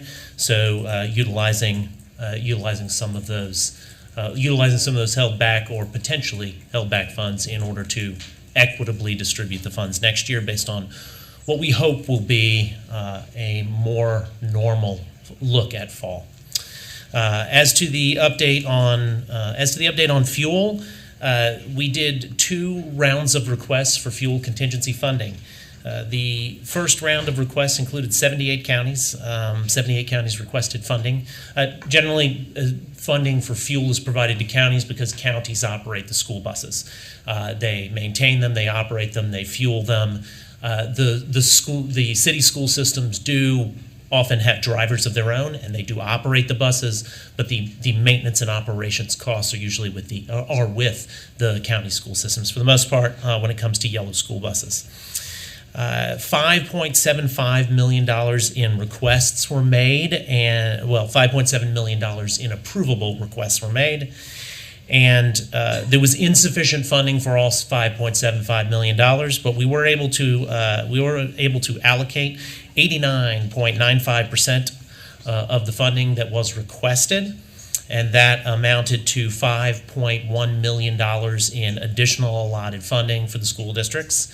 That request covered through mid to late April. Now, at this point, the available PRC 056 funds have been exhausted. But to provide full information to school business and OSBM, we did ask for any districts which believe they need, which had invoices to support and believe they needed additional funds for PRC 056 for fuel costs, because as you know, fuel costs have continued to rise over the last few weeks. There is no funding for this second round of requests. We did make clear that we were requesting this information on a knowledge basis only, with the hopes of additional funding. 73 counties did make requests. There were $5.5 million in supported and approved requests, and we're going to discuss funds availability and use of funds with OSBM. And does anybody have any questions? And that's in addition to budget requests as we go into the next year, which will have that reserve set out. Yes. This request is be for this year. Right. We do have a request for next year, which would be insufficient even if the prices continue at the current level. Yes. So we may need to revise that reserve amount to the legislature at some point. If things do not improve on the fuel side, it is possible. Good, and I appreciate the work that's going in to try to help these counties through this unexpected crisis as the year developed. Any other questions or comments for Mr. Harrison? All right. Thank you very much for the work you're doing on this. Thank you. Our next item is a discussion item. We touched upon this last month. It's the right of entry and an easement. The city of Raleigh is requesting a water line installation at Governor Moorhead School in Raleigh. So I think Nathan is here if there are any questions come up, but let me try to just give an explanation of where we appear to be at this point. Our legal staff made inquiry first by looking at what the statutes state. And the statutes would indicate that unless there's an exception or waiver, that if there's a request, the Department of Administration would negotiate whatever contracting would receive the funds. There are exceptions to that. For example, the Department of Transportation would receive the funds directly and would be involved in negotiation. DHHS would be another exception that's in the statute. A number of institutions of higher learning have exceptions, among others. There is a pretty long list of entities with waivers. DPI is not one of those entities with a waiver. So Department of Administration met with the city of Raleigh. They came to an amount of $255,000 for this easement. It requires a line that will go through some of the Governor Moorhead School property and actually construction of a site on that property. I think it would be described as a lesser used part of their property, but nonetheless part of their property. Some of the kinds of things that get lost in this discussion that are important to this board are, as many of us know, serve on local boards, if there's an easement situation, the board's directly in control of the contract, and that contract, and doesn't this sound familiar, focuses heavily on safety and security concerns with respect to who's coming on the property in the vicinity of our children. The Department of Administration doesn't have those kinds of concerns. That's not part of their daily work. It's not on the front of their brain, and they would be the party that would be negotiating this with the city of Raleigh. We would not be a participant. So I want to thank our legal staff who's reached out to the city of Raleigh to talk at some length about where we are, and the city of Raleigh appears to be pretty amenable to trying to work through what our needs would be with respect to assuring the safety and security of our children and our other employees on the property. But that's just a complicated situation because we're not a party to the contract, even though it involves property that we are the owners of. So there's a couple of issues that arise out of this. The first one is, do we want to do this? The city of Raleigh is anxious to proceed. To them, it's an important project for their city. As we all know, in Raleigh, property is It's not at its all-time cheapest prices right now, but nonetheless, we want to be good partners as much as we possibly can be. So the question is, do we want to go ahead and vote for this to go forward or not? Realizing that the money would go to the Department of Administration, the disruption would go totally to Governor Moorhead School, and there would be meaningful disruption. The second part of this is, do we want to turn as part of our legislative agenda, whether it can be done in the short session, I don't know. I certainly realize that would be rapidly done, but do we want to ask to be part of the waivers that are set out in the statute so that we can have direct involvement? There can't ever be a better case that presents the need than this one, where we're not part of the process at all, except to approve money going somewhere else on our property, and we're not one of the contracting parties when there's real concerns about what should be in the contract. So I guess this is an item for discussion, because the question really is, how do we want to proceed? We can, do we want to look at a legislative fix? Do we want to decide to go forward, even though we have concerns about how this law is, and approve this contract with the city of Raleigh? Obviously, those folks are trying to do their job to serve the citizens of Raleigh. Exactly how we want to proceed on this is something that I think we need board input on, which is why it's a discussion item at this time, as opposed to as an action item. What are our thoughts? And certainly don't know what our prospects would be of getting a legislative change. I don't pretend that I do. I do think the case can be made pretty strongly for it in light of the circumstances presented here, if that's what we decide to do. So I welcome input from anyone on the board who wants to comment. Certainly if our legal counsel has anything to add, Allison Schaefer, want to give you that chance if you need to.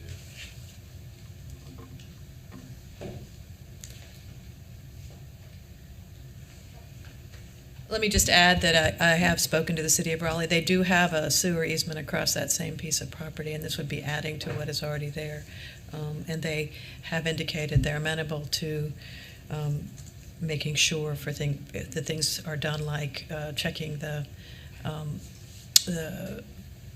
sex offender registry, which is required for anyone who does contracting with the schools, and to setting up barriers. So that's really all I had to add, but you summarized it pretty well. Thank you. So thoughts and comments? Yes, Ms. White.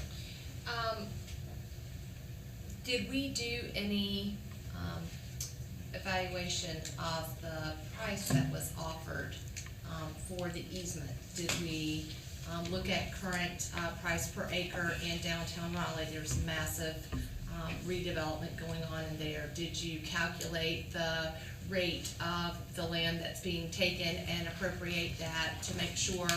Many times municipalities or counties do offer a price, and sometimes that price is not fair. Just want to make sure that we're getting the most bang for our. Well, actually, the Department of Administration. Correct. Yes, we're not getting anything, but anyway. We get the issues of the construction. Correct. But was that discussed To my at all? knowledge, no, but There wasn't, we didn't do evaluation. That evaluation was done by the Department of Administration in conjunction with the city of Raleigh. So there was an assessment of the value of this easement, and it was that $250,000. So that's part of the function of the Department of Administration. Ms. Candace. So am I clear that we have no voice to stop this if we wanted to? No, we do have a voice. We can vote no. Oh, okay. That's the only voice we have. What happens if you vote no? The project doesn't go forward until we vote yes. That's my understanding. Is that correct, Leland? I understand that we have a right to say no, yes.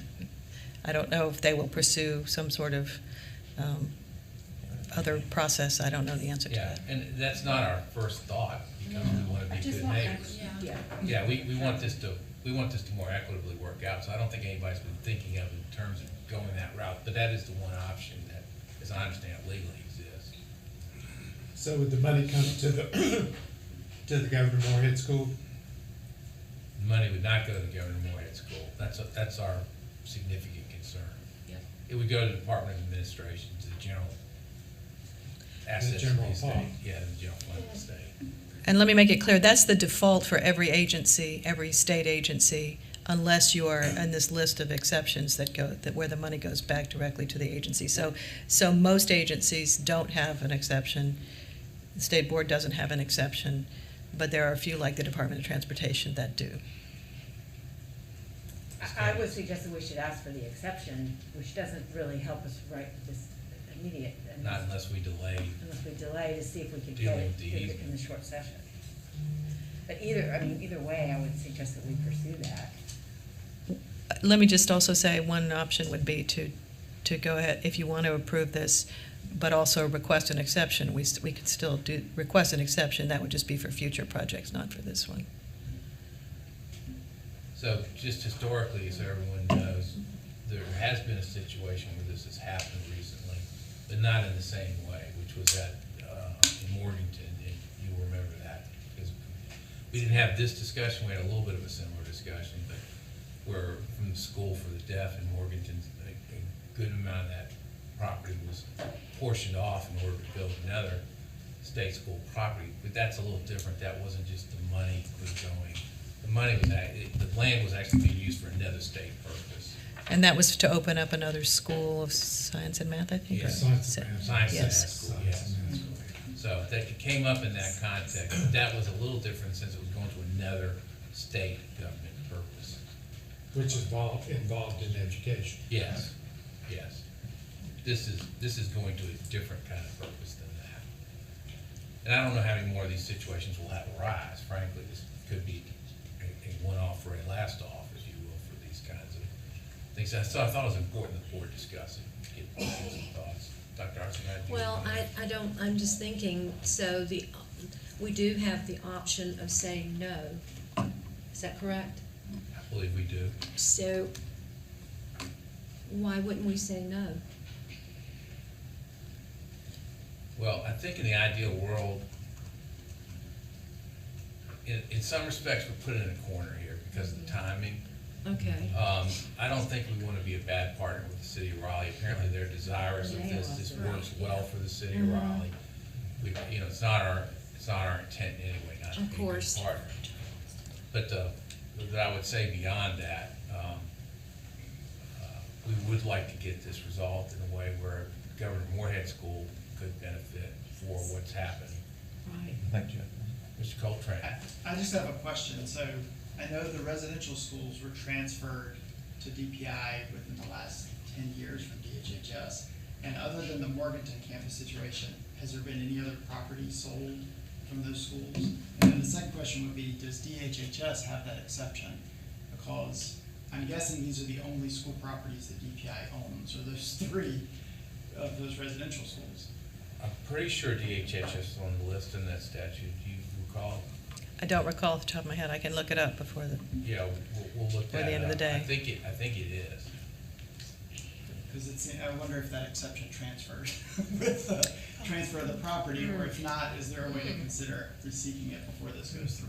Just I'll look it up and see whether that actually was there, but I don't think that right to get the money transferred. transfers. Okay. It is not in the statute, so I don't think that would be the case.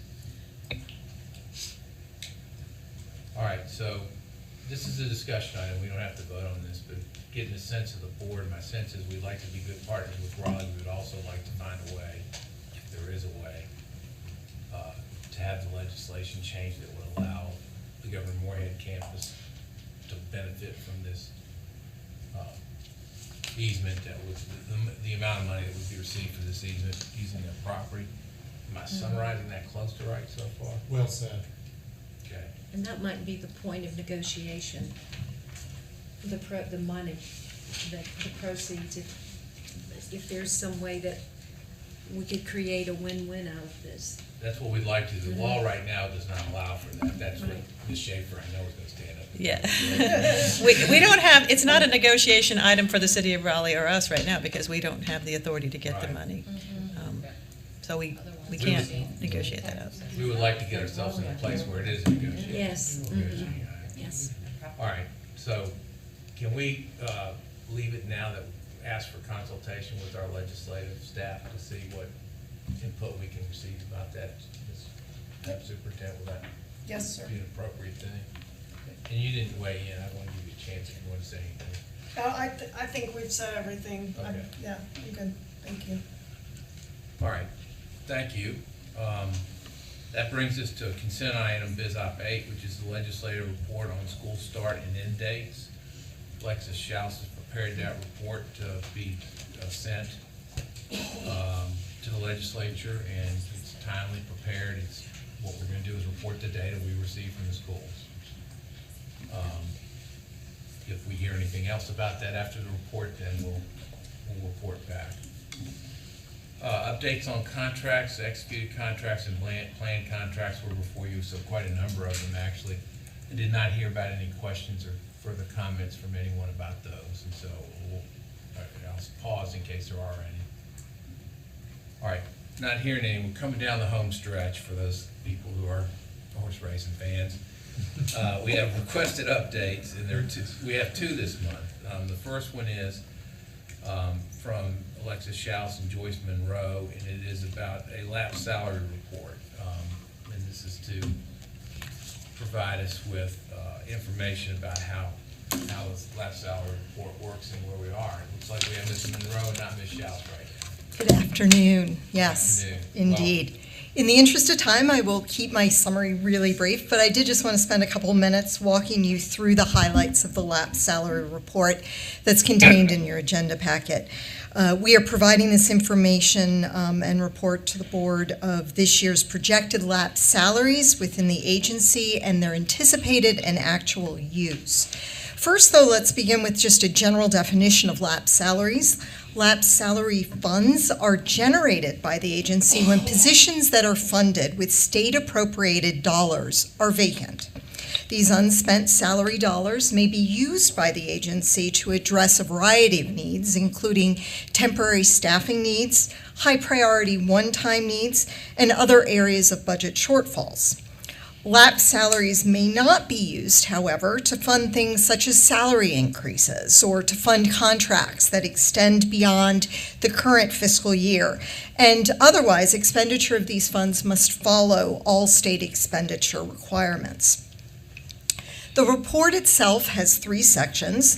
The first section includes a high-level summary of the state-appropriated authorized budgets and actual expenditures for all permanent salary and related fringe accounts as of the month end April 22 across all of the agency's general funds.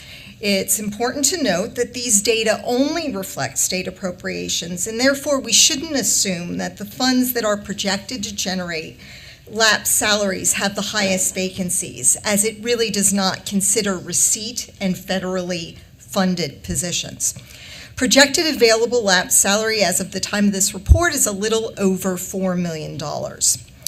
The second section of this report informs the board of the agency's anticipated use of lapse salary for purposes costing more than $100,000. These include the following: facility repairs, renovations, and upfit at the Eastern School of the Deaf, temporary agency contractual services that were necessary to address staffing shortfall needs throughout the agency, one-time costs for the use of the state's temporary solutions staffing agency for the Governor's School Summer 2021 program as we transitioned our summer hiring model to an in-house hiring process. Additionally, anticipated legal settlements and associated costs, and then lastly, a payment to the state retirement system to cover a contribution-based benefit cap retirement liability. These anticipated uses total just over $2.1 million. Please note that as the agency concludes its spending this fiscal year, and as our budget staff engages in traditional state fiscal year-end closeout activities, that there may be additional one-time funding gaps that will be addressed with remaining lapse salary funds. Lastly, this report provides summary statistics of our permanent full-time positions that are funded in whole or in part with state-appropriated funds.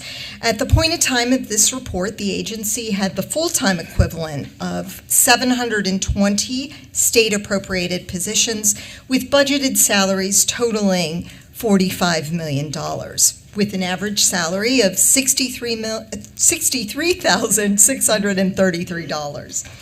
Of these, the full-time equivalent of 76 FTE, or 11%, were vacant. I hope this provides you with a high-level summary of what is contained within that report. I'd be happy to take any questions that you may have at this time. Open the floor to questions. Thank you. You're welcome.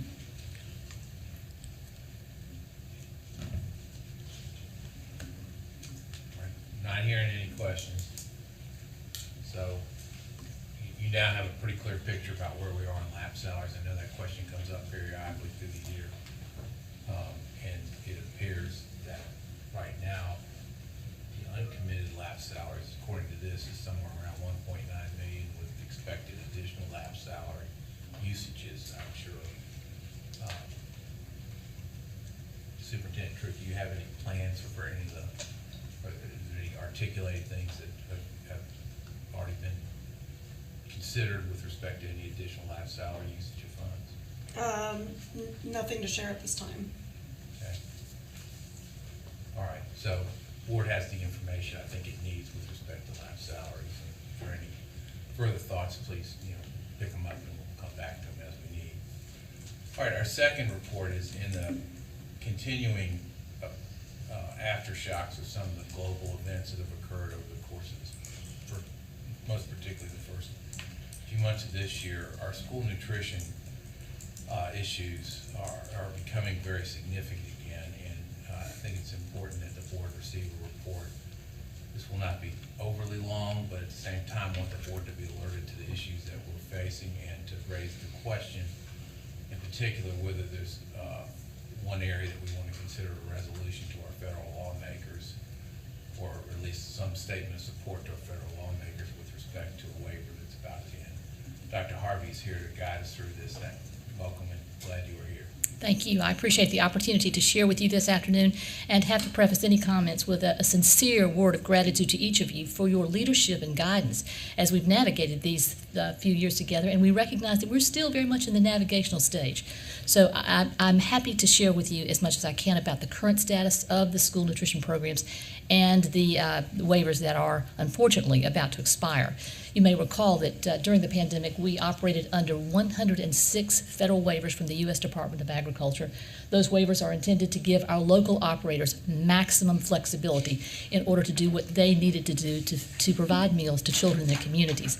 One of the most important aspects of those waivers was the ability to provide meals at no cost to all children in the communities, not just students who were enrolled in public schools, but to all children. And I think in so doing, we can be proud in the work provided by those local leaders that we averted a secondary public health crisis of child hunger. We were able to really aggressively address those needs.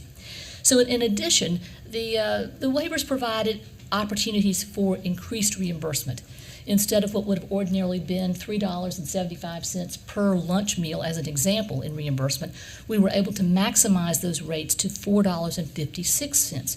That's a considerable increase in funding for those meals. We also had considerable flexibility in the meal patterns and dietary standards. We all know that our school nutrition programs are held to a very high standard of accountability when it comes to nutrition integrity. I'm happy to say that the waivers enabled us to continue to provide nutritious meals to children. Nutrition was never compromised. But we were able to deviate some from the meal pattern so as to get the food, the highest quality food we could get, to put together meals that we knew students would enjoy. These waivers also provided for purchasing and contract flexibilities, thus enabling our local operators to make the best use of their purchasing power locally, as well as the power that we were able to share with them from the state perspective. This is just a few of the areas that made the operation of the programs more feasible for us. There are many others. I won't get into the details, but the unfortunate news is that those waivers are expected to expire June 30th. They were not congressionally reauthorized. And the terms that I'm hearing from our local leaders relative to the expiration of the waivers, catastrophic is the one that first comes to mind. Our local leaders are bracing for an adverse impact where the school nutrition program is concerned. Now, I will share with you that if you were to look at their financial records today, you'd see in many districts what looks like an account that is flush with cash.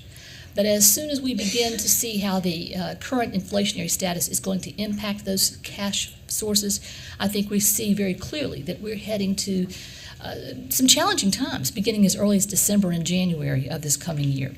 So just briefly, what we are seeing in this environment, as we all know, food costs have increased significantly in the school nutrition marketplace over the past 2.5 years, and now as we're looking at current bids going into the coming year, we're seeing food prices increasing by 25 to 40%. The K-12 marketplace is a specialty niche, so many of our national manufacturers have decreased their production of K-12 specific products in lieu of increasing production of items that can be available in the general consumer marketplace. Now, just this past week, we've looked very closely at our statewide bids. We've seen beef pricing increase by 54%, poultry prices increasing by 27%, pork prices increasing by 41%. Now, these are cumulative costs over the past 2 years, but the costs are very real, and they're having a very quick impact on those local budgets I just mentioned. We are very fortunate in North Carolina to have had, since 2007, a voluntary procurement alliance, where any school district in the state that likes to participate voluntarily in the purchasing practices may do so. This means we take the requirements for food, supplies, and materials that are involved in the preparation of meals. We roll them up into one statewide bid. We go into the marketplace with that purchasing power, but the beauty of this approach is that every school district then manages its own contract. So it's one of a kind, but it's worked quite nicely for us, and it is proving to keep North Carolina ahead of the pace from other states just by having this purchasing power and flexibility. Our supply costs since day one of the pandemic have escalated. The supplies like gloves, cups, plates, plastic utensils immediately increased in cost. Many of these items have come to us from the China marketplace. Now, as we're looking at a domestic marketplace, we're seeing 50% increasing in pricing, with still some uncertainty as to whether we can receive those items. Trays, for example, that were once 10 cents per tray are now in some marketplaces $1 per tray. So it becomes very cost prohibitive. And again, I want to take the opportunity to acknowledge the innovation and resourcefulness of our local leaders as they are looking at every way to save money using other items than trays. We're even encouraging students to bring items that they might want to put their meals onto at school just to help defray some of those costs. Fuel costs, you've heard my colleague Kevin Harrison talk about what's happening in this marketplace. This is impacting not just the base food price, but it's also impacting delivery prices. We're seeing delivery prices triple per case for our school districts at this point. Labor costs are also increasing. We are so pleased to see an opportunity to provide what we consider a fair living wage for many of our non-certified school nutrition personnel. And as we go into the second year of this increase in compensation, we're seeing many districts move positively into that $15 per hour wage. Many are seeing and feeling the need to increase from $15 perhaps to $17 in order to maintain qualified school nutrition personnel. Staffing shortages are still problematic in our state, in all of the food systems economy. School nutrition is certainly one of those, but we want to try to stay ahead of that curve by maintaining our existing staff as best we can and attracting and recruiting new personnel. The supply chain does remain fractured in the school nutrition environment. This is one of our concerns about having to return to a very stringent school nutrition meal pattern. It could prove to be punitive to school districts if they don't comply with federal regulations related to the achievement and meeting of that meal pattern and dietary standards. We've done all we can at the state level to reassure our local leaders that we're going to look for every possible strategy we can to not have to financially or otherwise penalize any school district if they cannot meet the meal pattern because of conditions beyond which they have control. So we are giving the best assurance we can. Our new terminology is regulatory grace. and trying to do all that we can to help put our leaders at ease that we are not going to create those challenges that make it even more difficult for them to operate. A few other things to consider. You may recall just prior to the pandemic that our North Carolina General Assembly leaders appropriated $3.9 million to help defray the cost of reduced price meals to households whose students qualify for those meals. Essentially, what this money would do is to pay the 40 cents copay, that's the student copay, required for students to receive that reduced price meal at school. We have reached out to our leaders, again, asking them to continue with that commitment to support these economically disadvantaged households. And we're certainly optimistic that those funds may be made available to us in the coming year because we're going to need them now more than ever. We know that our economically disadvantaged households are going to be impacted by inflationary conditions. Many households may have to choose between fueling their vehicles to go to work or providing meal money for students. We don't want families to face that hardship. We're also about to return to a 3-tiered system of eligibility: free, reduced price, and paid. Now, fortunately, students who are eligible for free meals will have those meals at no cost to the household. We hope with the appropriation coming from the legislature for the reduced price copay, we'll find the same thing true for our reduced price eligible students in that they'll receive meals at no cost to the household. We are concerned by what I would describe as many economically distressed households. These households live at or between 185% of poverty to 230% of poverty. They just don't have the income, the available income, to support what we're about to see as an increase in the paid meal price for students. One local district just a week or so ago increased their meal prices for lunch to $3 per elementary lunch and $3.25 per secondary lunch. Again, many households, especially those that have multiple children, will not be able to afford that increase in pricing. Yet there's really no other option for additional funding to keep the program sustainable. We anticipate one of the unanticipated consequences here will be an increase in meal charges, where children are allowed to charge their meals. And the meal charge policy is established by each local board of education. We have, when we first realized that the waivers were going to expire, we asked our local leaders to revisit the meal charge policy with local boards of education. We're confident no board of education wants to deny meals to children, especially under these circumstances or any circumstance. So we hope that we're seeing some reevaluation at the local level so that meal charges may be available. And we're seeing local leaders reach out to their local communities for funding support to help defray those costs, because we also don't want to see those meal costs, those unpaid student meal charges, which constitutes meal debt, to be absorbed by local education budgets. We also know that there's a possibility of using ESSER funding to support some of those unfortunate circumstances as well. We'll look further into that option as we move forward. We also are concerned about the return, based on this 3-tiered approach to eligibility, of stigma into the school nutrition dining environment. Many children who are unable to afford meals at school suffer that stigma of other children knowing that their household lacks the income. We've worked so hard over this past decade to eliminate any school nutrition-related stigma, and I think we are concerned about beginning to see that stigmatization return to the classroom. This certainly has an adverse impact on students' social and emotional health and well-being as well. So that leads us to the certainly last concern, and that is a return of higher numbers of children who are hungry than we've seen in quite some time. We are concerned that many children may fall through the cracks. Their households are not able to complete those applications. They are not directly certified for meal benefits in any other environment, and they simply will not have access to meals at school. We believe that's unacceptable and want to work with as many of our local hunger leaders as we possibly can. We've been working very aggressively for quite some time with No Kid Hungry, with the Carolina Hunger Institute. Blue Cross Blue Shield is beginning to enter into this environment. They've also as well been concerned about child hunger and any child having been denied a meal at school. The Alliance for Health as well is working to help us address students' needs for meals at school and how we might go about paying for those. And we're also concerned about diminishing student participation, because student participation in the meal program is the lifeblood of the program. That's the source upon which, number one, quality meals are provided to students. That's what's most important. Number two, reimbursement is provided in order to keep the school nutrition programs financially solvent. So in the absence of that student participation, we are concerned about short and long-term sustainability. So we continue to work closely with our local leaders.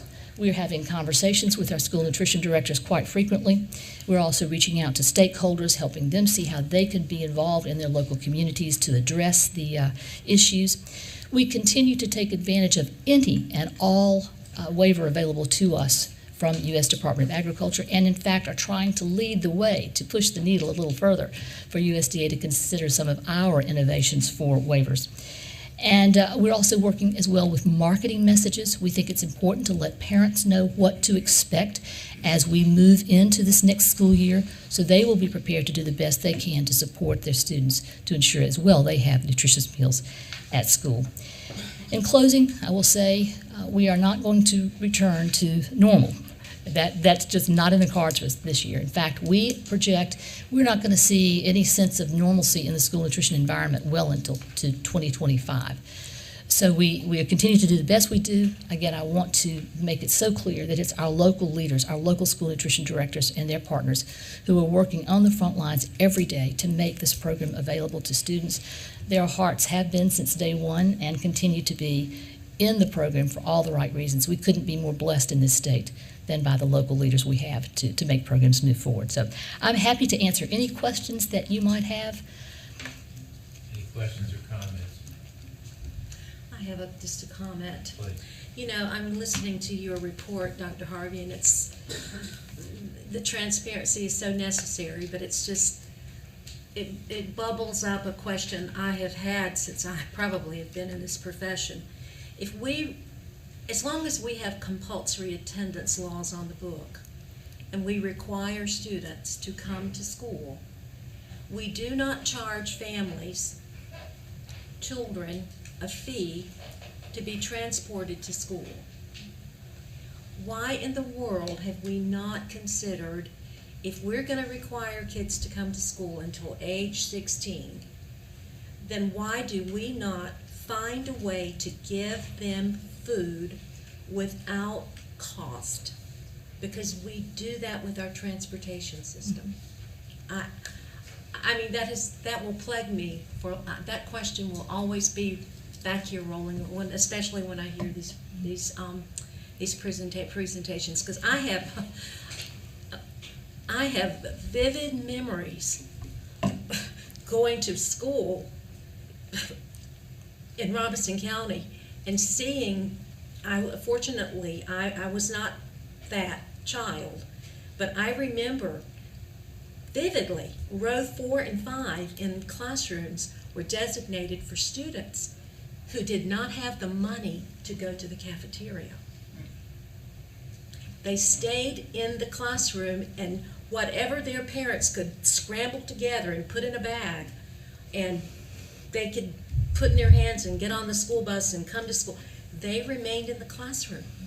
While the rest of us on rows 1, 2, and 3 got in a line and marched to the cafeteria and handed over our 25 or 50 cent, I can't remember, I'm dating myself when I say 25, but I have memories of that.